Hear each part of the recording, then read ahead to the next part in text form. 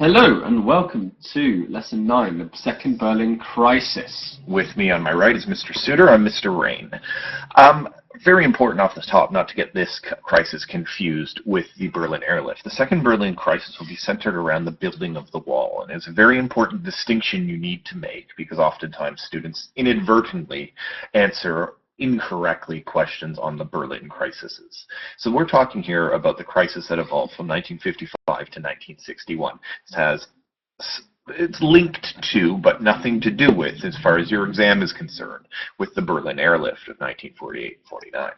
So, obviously, as you remember from the first couple of lessons, Germany was divided between East and West, but Berlin in and of itself was also divided, even though the fact that Berlin was in East Germany. Remember, that's the whole thing about the Berlin blockade, that Berlin was in East Germany, however, the Allies had places there. However, by the 1950s, Berlin, or West Berlin, had recovered massively. Now, this is in part essentially America trolling the East by pouring lots of money into building flash houses, making sure everyone had jobs, and basically selling, using West Berlin as almost propaganda across the border to show, look how amazing capitalism is. And so what we see is in West Berlin, a fantastic capitalist utopia almost coming up and becoming a real symbol of capitalist prosperity. Now, obviously, to poorer East Germany, and more broadly Russia, it's not ideal to have such a sort of token of sort of capitalist success. And we see, as a result, East Germans fleeing across the border for what they see as a better life in the West, and the way to get there is through Berlin. You can just cross the street and now you're in the West and you can get a flight to go over. Okay, so what essentially happens is we massive fleeing of refugees all the way, and these particulars we shall see are highly skilled, highly educated workers, engineers, doctors, those sort of things, rather than poor labourers, people that the East could not afford to lose. Now, the USSR, is obviously keen to block this gap. It looks bad if people are fleeing. You're losing a lot of well-skilled labourers who you spent a lot of time and money training up. But also, it's just not good to have such an obvious token of capitalism on your doorstep showing off to your neighbours. As well as this, for any watchers of many of the spy films in this period, Berlin is where all the spying goes down. It's a very easy crossing to get into the East. If you're a spy, you go into West Berlin, you sort of slink across the border, and you go to Siberia or wherever you want to go. If the USSR had control of West Berlin, then it'd be harder for the spies to get through. So what made East Germany so bad? Obviously, when compared directly to West Germany, the economic and political conditions were incredibly bad.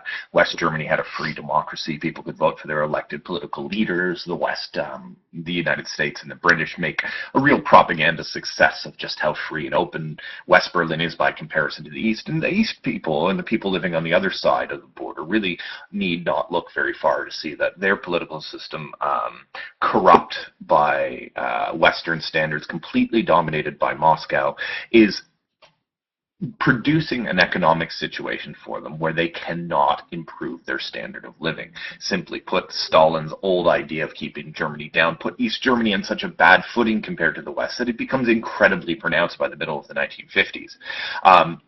Stalinistic policies like the forced collectivization of agriculture and the end of sort of private trading and the private business, if you will, were not necessarily popular. He tries to drive a hardline communist approach here that isn't really popular when all you have to do is really look across the street and you see that in West Germany things are completely different and people are apparently thriving. Not to mention the fact that the communist system wasn't working as efficiently as the system in the West. There were shortages of consumer goods, things people wanted. You'd have a waiting list, for instance, if you wanted to buy a car of up to 4 or 5 years, if you could even afford one. If you wanted a refrigerator, you'd have to wait a year. It was really, really hard to get your hands on the basic necessities of sort of modern life as they were sort of developing in the 1950s and 1960s. All of this, of course, contrasts with the fact that if you wanted a toaster, you could buy it easily and cheaply in the West. In the East, you'd have to apply for it. So, this chap here, the guy, Eisenhower is a new president we haven't quite seen. Harry Truman is the last chap we talked about, Democrat. He's replaced by Eisenhower in the early 1950s. Eisenhower is an ex-general, and actually he's a relatively unpolitical man. Without going into too much detail, he was the guy who masterminded D-Day, was a senior general when on the Allied invasion of Germany, and was a guy who both the Democrats and Republicans desperately wanted to run on their presidential tickets. He is a man, though, because he was an ex-soldier, who also does not necessarily like war. He's been there, he's seen it, he does not want to get in there again, and this will inform a lot of what Eisenhower will do. So, in 1958, Khrushchev suggests that the four occupying powers should leave Berlin and make it a neutral city. What that means is no one has any control of Berlin. That means both the French, the British, and Americans, but as well as that, the Russians will just leave Berlin to be Berlin. The President Eisenhower, wanting to show goodwill and wanting to try and improve relations between the Cold War, even though most historians suspect he would never quite give that in, said he was prepared to make discussions. And in 1959, Khrushchev was the first Soviet leader to visit the USA, and they further agreed to meet in Paris in 1960 to discuss Berlin in more detail. The initial meeting was more of a let's just show that we're willing and let's show that we're keen. The Paris meeting was where you'd actually do most of the discussions. The 1959 visit of Khrushchev to the United States is actually quite interesting. I challenge that we have a picture of them picking corn somewhere in the Midwest, but in his goodwill trip to the United States, Khrushchev actually, funny enough, becomes fascinated by cowboy stuff, and he ends up wearing a cowboy hat most of the time. It's just an interesting character, and I think it's funny to watch Khrushchev wear a cowboy hat. Other than that, anyways, continue. To discuss Berlin and nuclear weapons, and so we see a real period of actually optimism, and you can talk about this sort of 1950 to 1959-60 period of one of the relationship thawing as this more peaceful, orientated status quo.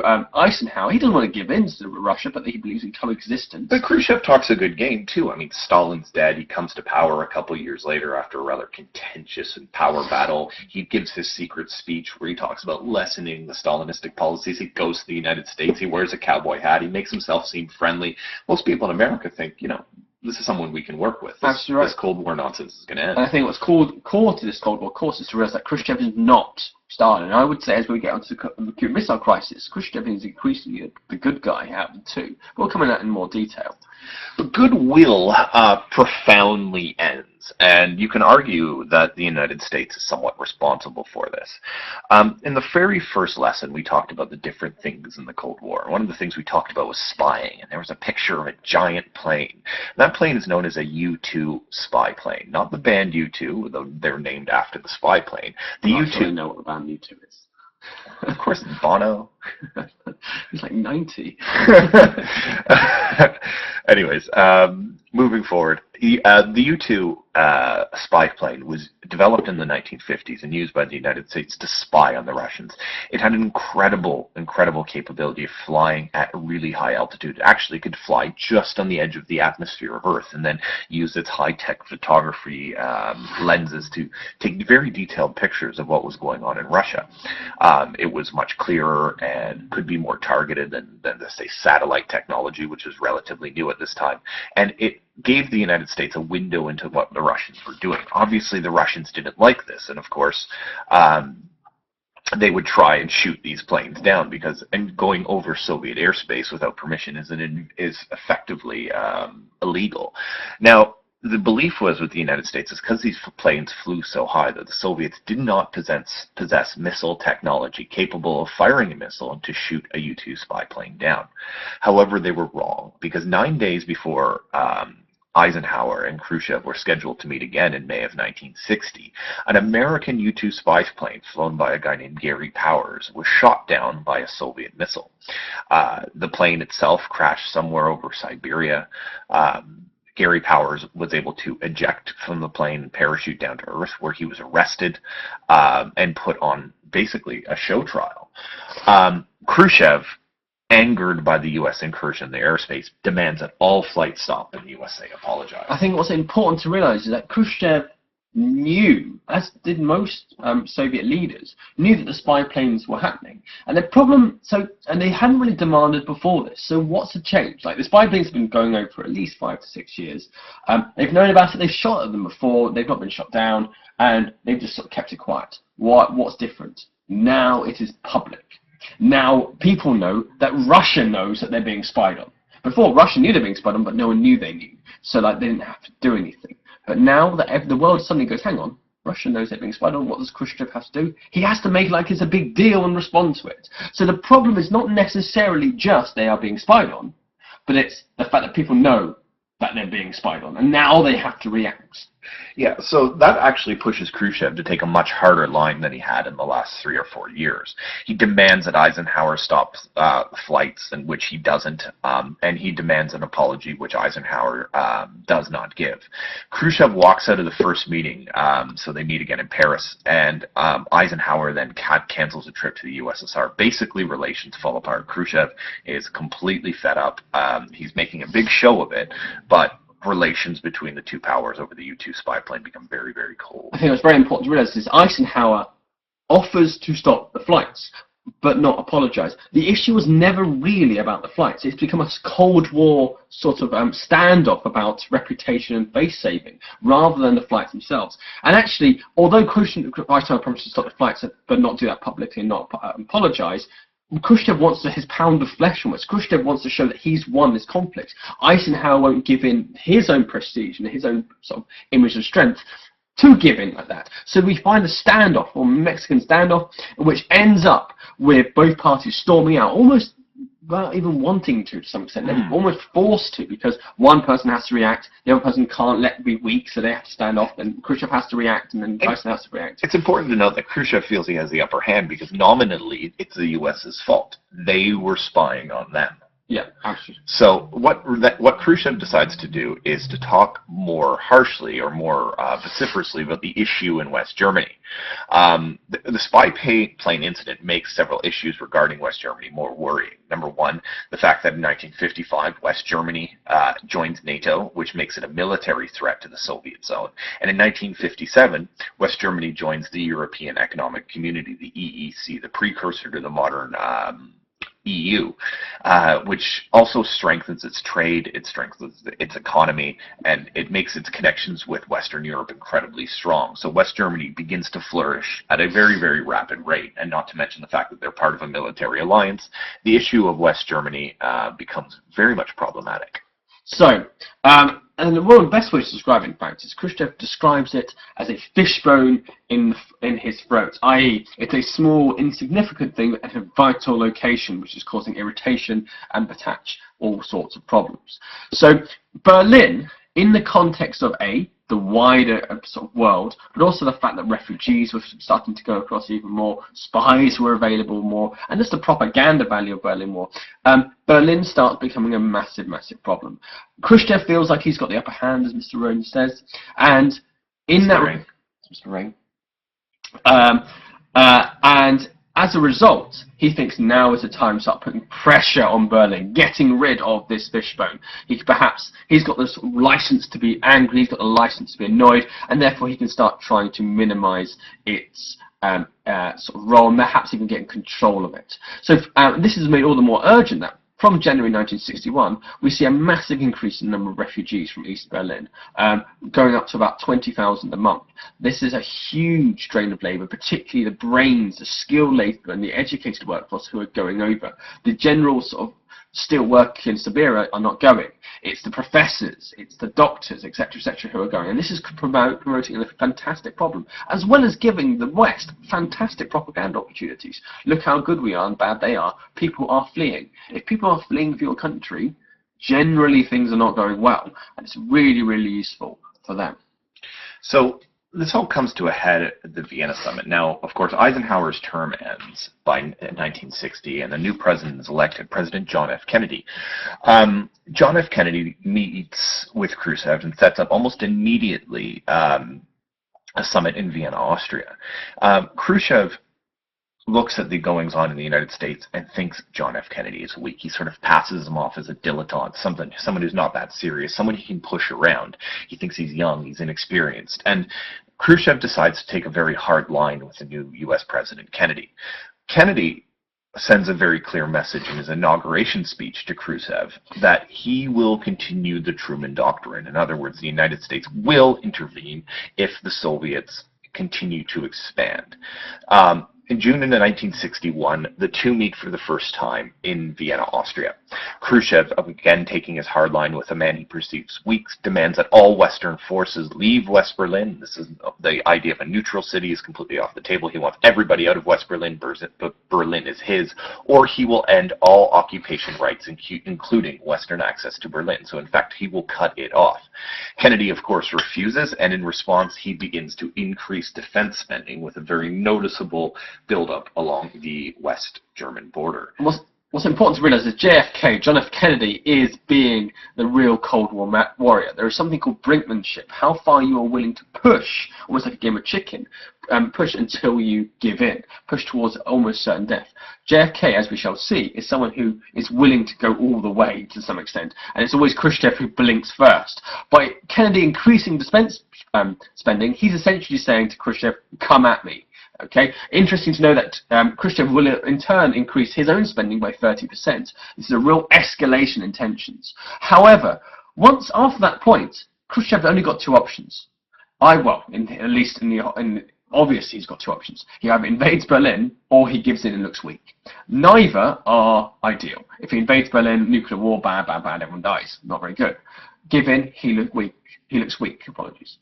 So he decides a third option, which is a face-saving option. It's a way of winning, at least, or trying to look like he's win, but in a way that does not cause war. And this is, of course, the Berlin Wall. Now, just to get this in your head, imagine Berlin and West Berlin. He builds a wall around West Berlin. He doesn't build it around East Berlin, doesn't build it around anywhere else. Like, West Berlin is like a little drop in an ocean, like a little island. It's built about, and therefore he builds a wall around that sort of island, as opposed to anything else. Some people get confused by that. So what this wall does, is initially it's barbed wire, going all the way around with only a few checkpoints which allows people to cross, which are heavily guarded. And as time goes on, it's built up into a full wall with barbed wire, sentry towers, border guards, etc., etc., etc. The entire West Berlin is encircled, which is almost like a physical Iron Curtain, which, remember, doesn't actually exist as a thing, it's a word. Well, actually now it physically exists to some extent in this small place. So, in reality, I'm going to leave see if I've just seen the quote that Mr. Rain decided to put in. The Berlin Wall is an attempt to address the refugee and spying problems. It doesn't massively work for the spying problems. Refugee problems does massively decrease. But more than that, to try and make it look like Khrushchev hasn't lost this escalating game of brinkmanship with JFK. If you remember the Vienna conference, Khrushchev has demanded, I want Berlin. JFK said, no, come at me. And Khrushchev gone, and so he's built a wall instead. Fine, I didn't want it anyway, essentially. Obviously, if you want to be really smug, you can argue that Berlin helps thaw tensions, or at least stop tensions escalating further, because it is something which means that everyone's happy with Berlin, they just ignore it after this point. Okay, so the Berlin Wall, although yes, it's a bad thing, and yes, it's reacting to the Vienna conference, and yes, it's effectively the end of the debate. Absolutely right, and that's only a good thing in a world of Cold War, where things just keep escalating unless someone tries to stop it. So, how did relations worsen? In broad strokes, peace is maintained, but the German people suffer. Germans, especially those in West Germany, felt somewhat let down by the U.S. because Kennedy had not really confronted the USSR. Some Germans looked at this as an opportunity for, perhaps a total German reunification, and that was sort of their hope going into the Vienna summit. What results is a Berlin that's entirely cut off. Khrushchev felt he had beaten Kennedy. He felt that he had made Kennedy look bad, and he had stopped a lot of the major issues that were bothering. The flow of refugees was stopped, and eventually the economy in the East improved because it wasn't necessarily influenced by the West so much. Important to realize, though, that Kennedy thinks he has won, and only reinforces the image in Kennedy's mind that as long as he just keeps going towards the brink, at least he keeps pushing it, then he's going to win, which will have almost disastrous consequences for the Cuban Missile Crisis. Yeah, and Kennedy will play up his side of the bargain, or his side of the story, pretty well. The wall becomes a symbol that, Germany was basically a tool for the superpowers. Kennedy will famously visit West Germany in 1963, stand right next to the wall, and give a very, very famous speech listened to by millions of people worldwide, including almost the entire population of West Berlin, including many in the East, because, of course, cleverly, they broadcast via loudspeaker Kennedy's speech over the wall. He receives applause for the speech on both sides, and he famously says, "Ich bin ein Berliner," which he intends to mean that we are all Berliners, or I am a Berliner, effectively saying that the United States will protect the sovereignty of West Berlin. But in the way he pronounced it, it could be, I guess, taken off or understood in German to me, "I'm a jelly donut."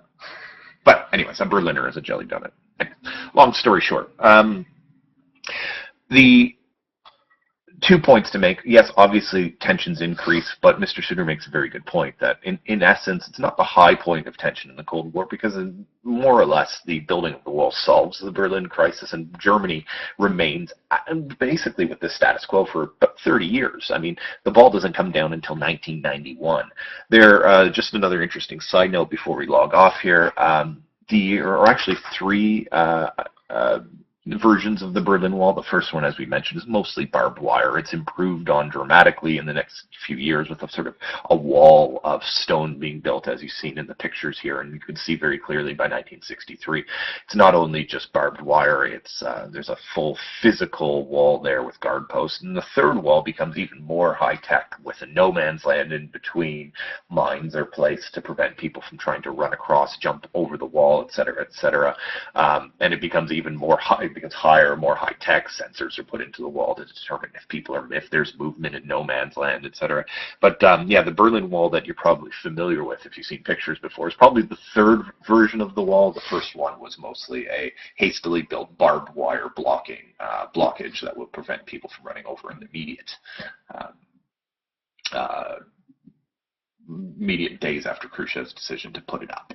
I think a very, very important thing to when you think about the Berlin crisis is to think of it more as a prequel to the Cuban Missile Crisis. Its real significance of Berlin is to convince leaders of different things, Kennedy that he can just keep pushing to bring in a win, Khrushchev a slight inferiority complex and the idea that, like, I need to win this time, which they both carry over and explains in part, apologies, that's my phone, both carry over to the Cuban Missile Crisis, which makes that tension, as we shall see, escalate almost to the point of nuclear war.